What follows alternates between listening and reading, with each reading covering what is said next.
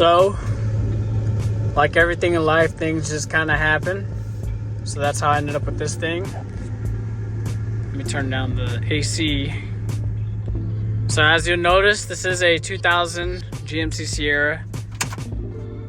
And then it even has the original manual and everything like that. Floor mats too, both sides.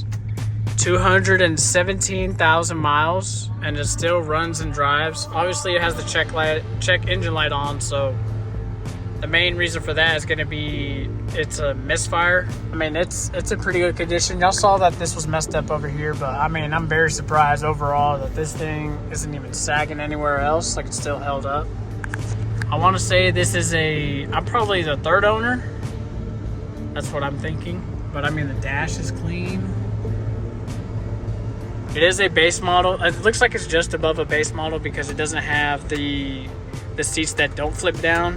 If you'll notice, if you ever run into that, like a pure base model entry level truck, it has like vinyl on the sides and then like a very rough material here.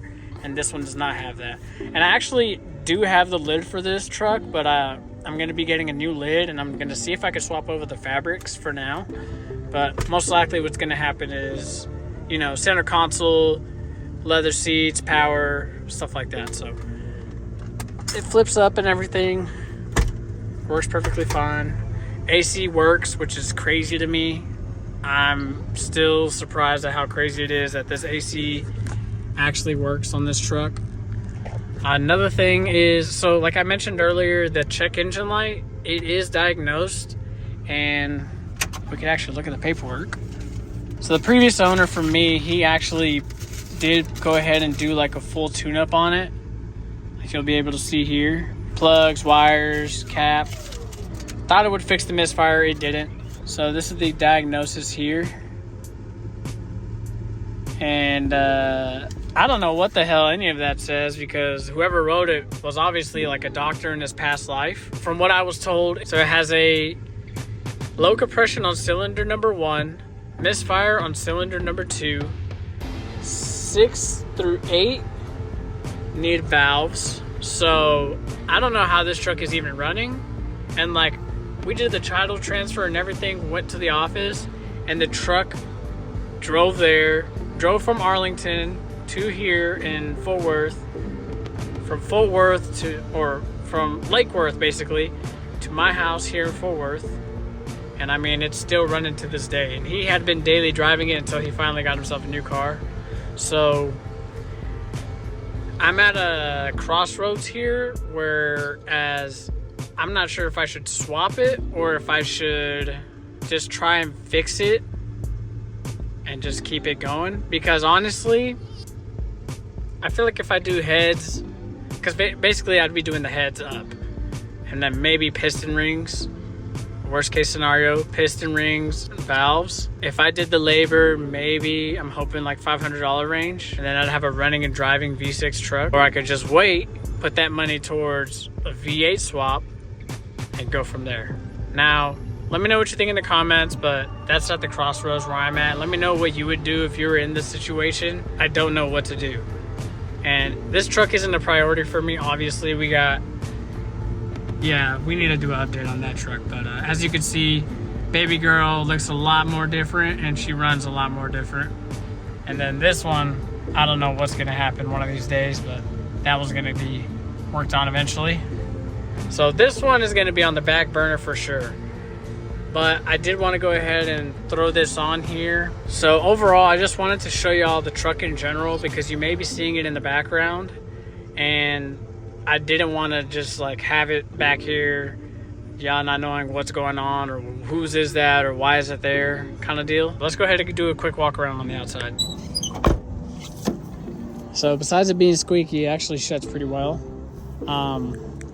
As far as I know, everything is original, down to the wheels, obviously. And this truck actually did have, I already took them off and I sold them to a friend of mine. It did have like bed rails, like the grandpa style ones, and they clamped down. And I'm so thankful that this was not drilled into the bed at all, because I'm hoping I could just like buff this, make it look like a straight bed.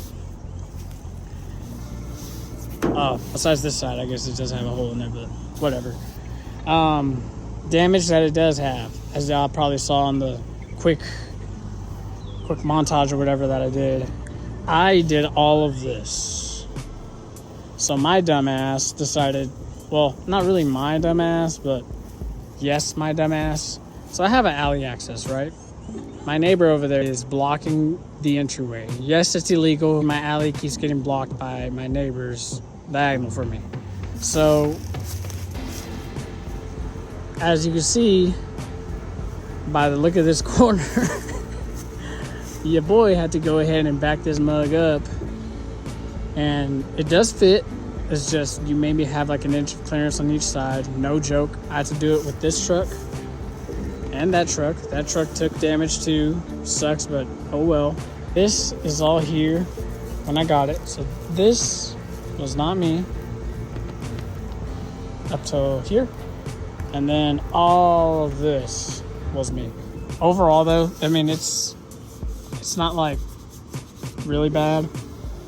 Most likely I'm just gonna see if I can clay bar it, buff it. This just happened. I guess this isn't held in by anything. This is kind of gone to hell. Kind of flimsy. I don't know if that's how they are.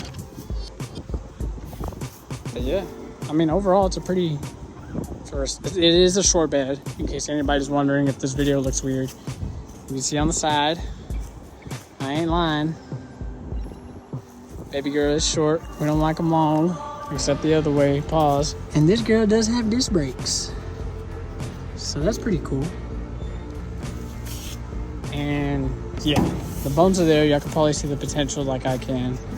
I gotta take all this stuff off. I'm gonna debadge it. It needs a tailgate handle. You know, little stuff here and there, but for a cheap truck, driving, even though it doesn't drive the best, you kind of can't beat that, especially when it comes to buying these trucks, like these single cab short beds. I mean, here in Texas, you got to fight for your life for these things, because once they get posted, they're gone. And this one didn't even pop up on Facebook. This was just a friend of my girl, and just so happened to work out. So now we're here. So in proper Mexican fashion, channeling my heritage, instead of fixing the truck, I already went ahead and bought wheels for it. So that's exactly what you're seeing here. So these are OEM GMC Sierra 2014 to 2018 wheels. I want to say it's like SLT trucks or something like that, like just above the base model kind of wheels. Not Denali's, obviously, because they would say Denali, or they'd be 22s.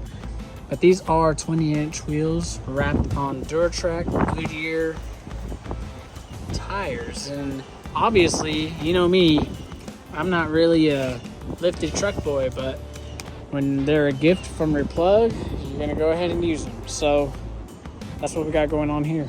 They're balanced and everything, and they actually were in horrible condition. So this stuff here, you probably are realizing that these do not look factory, because this here all had to get sanded down. And I went ahead and did that because I got these wheels for super cheap. And on top of it, I got these tires for basically free. And so what I did was, this clear was coming off here. I went ahead and just got some 80 grit, sanded it down, then took some Scotch-Brite and tried to do like a brushed finish. It didn't work out the craziest. Probably will end up polishing these out one of these days, going up to like 1,000 grit or something like that. But for now, we're just gonna stick with how they are, because I need to just put these on the truck so we can get rid of those wheels. Forgot to show you the tire size too. So the tire size we're using is 275 60/20. So if you ever had like a Dodge Ram, like the 2013 kind of Dodge Rams, this is the stock size for them. This actually comes out to about a 33. And also another thing, I'm missing the center cap here. I took it out because I'm actually going to be going and buying another set of wheels, and the wheels I'm buying have OEM GMC center caps. So with these wheels, you can't pop them out once they're mounted. So your boy has to take them off before, so it's going to look a little goofy until I get the center caps from those other set of wheels. But for now, we're just going to throw them on. And I did, being the hoarder that I am, to the OEM loves. So that's cool. and I'm going to be using a 7/8. Do not come at me if you're going to be telling me that you can use 22s. That are supposed to be 22s. You can use a 7/8, not a big deal. I used to work at a tire shop, do it all the time. Thankfully, this one doesn't have any locks on it. And I'm pretty sure for these, I mean, it's not going to be a complete set. It's not going to have all 6 lug nuts for each wheel. So I am going to have to buy a wheel lock to fill up the 6 holes and to keep people from stealing it, because if you know anything about Fort Worth, you know anything about Texas, people love their trucks, especially the wheels. Got to keep these boys safe, so I am going to eventually be getting a wheel lock. It's not going to be moving out from the backyard anytime soon, so I'm not too worried about it until I actually start driving it. But for now, I'm just going to throw these on and get her done. One more thing that's good to do whenever you're taking off wheels or anything like that is to go ahead and buff this area and overall just this surface area where your wheel's going to meet to your rotor, because if not, what's going to happen is, like this wheel, I ended up having to kick it off because whoever had this truck did not keep up with the maintenance on doing that. And not only will you need to do that on the rotor, but you also need to do it on the actual wheel. Try to keep it as clean as possible. This also keeps your wheel from not flying off on you on the freeway, because sometimes this brake or this rust can get so thick that it creates a gap in between your wheel and your rotor, and eventually it'll just vibrate enough to a point where it's going to cause your wheel to fall off whenever you're driving. So we don't want that to happen. So just a quick tip, always do that every time, even if you're doing like a rotation or whatever at your house. Try and buy one of these at Harbor Freight. It is not hard to do. You're just going to go like this. That's all you're doing. It's not hard at all. It takes you maybe an extra minute or two. Definitely worth it and keeps you safe. So this is all I did. See, it takes like you don't have to do the whole thing. It doesn't have to look brand new or anything like that. Just make sure you get it down, knock down some of the rust at least, get it a little bit cleaned up. Same thing with the wheel. It's not brand new, it's not fully shiny or anything, just knock down a little bit of the rust or the buildup that it had going on here, okay? So now I'm gonna go ahead and put the wheel on, drop it, hope it clears. One more thing I forgot to add in. While you're here, you might as well check your pads out. So you can't really see it on camera. These have a little bit of life left on them. I'm not too worried about them, but for sure, while you're here, the wheel's off already. Just check them out, see how they're doing. Also kind of wondering if these are the original ones, because that's a GM stamp. These are put on from the factory. These brakes might have 217,000 miles. Unless this work was done at the dealership, but I don't see them putting these back on. So let me go ahead and get that out the wheel, buff this hub and everything, put it back on.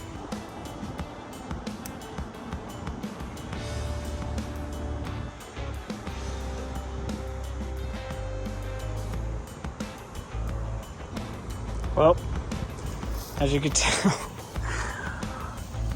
these boys hit. So gonna have to put a space, or not a spacer, but like a leveling kit on it, maybe even a spacer. Yeah, that boy don't even clear the lower valence. People are gonna have to karate chop this with the Sawzall maybe, I don't know. Gonna try to do a leveling kit maybe, see if that fixes it. But yeah, I kinda had a feeling that wasn't gonna clear. I've always liked these wheels.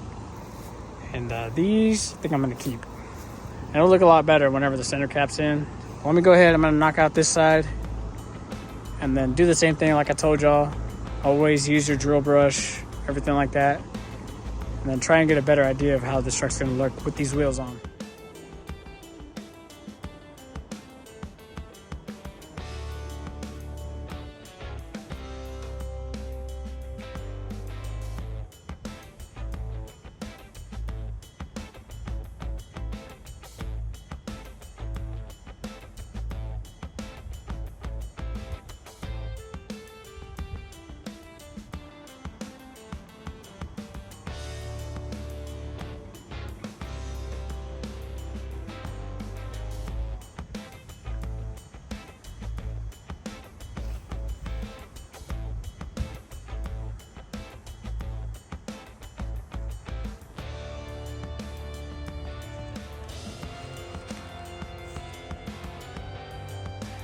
So this is actually almost a week later. I went ahead, just wanted to show you a quick overview of the truck so y'all can see everything before I get to working on it, which honestly, it's gonna be a while. I just wanted to introduce it to the channel in case y'all see it. But I went ahead, put the new wheels on and everything, and those old wheels, they already sold. So I have almost no money into this wheel and tire setup with everything that I got hooked up on. So really thankful for that. But overall, let me know what y'all think about this truck, what we should do. I know what I want to do, but let me know what you would do if you were in this situation. You just got a base model.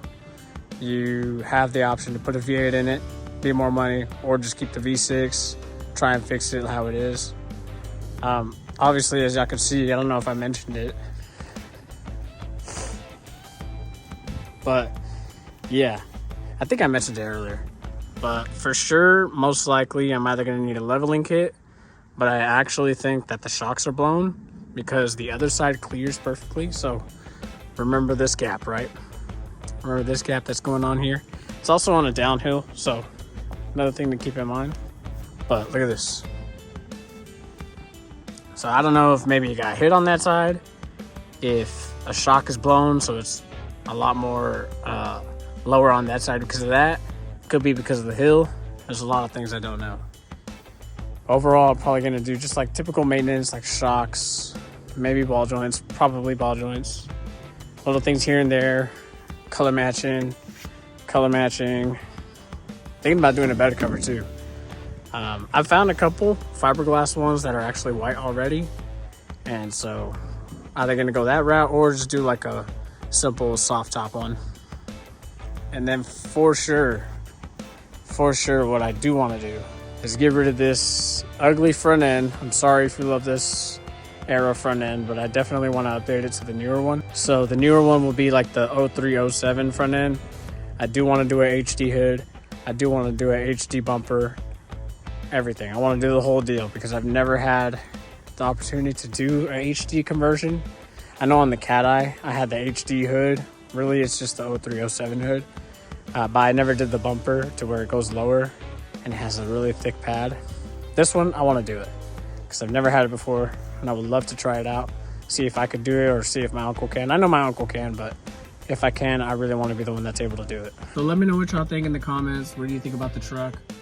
I got plans for this thing, but it's, like I said, it's going to be a while. This is going to be like on the back burner right next to that one or that one back there. So, you know, here and there I'll do like a video on it, maybe like doing a radio install or fixing this lid, because as you can see, like I mentioned, homegirl's pretty messed up. And I eventually do want to do like leather interior, console, stuff like that, but as we go, you know, I'm not rich and hopefully one day I will be, but for now, that's all gonna take time, especially with these other tricks going on. So thank you for watching the video. Leave a comment, like, subscribe. Catch you on the next video, y'all.